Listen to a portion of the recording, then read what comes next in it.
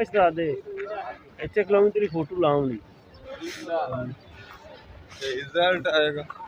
मैंने वीडियो बनाना है वीडियो मान लाया लो इतने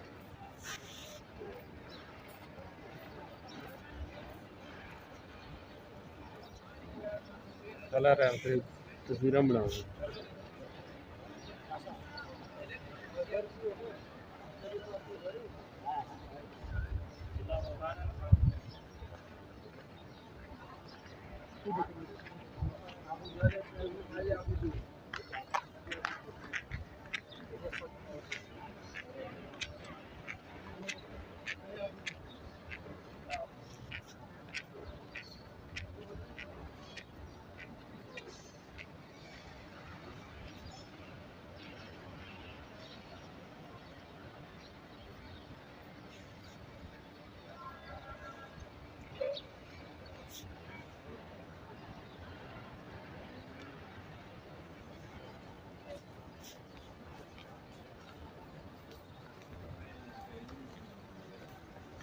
टावर सही है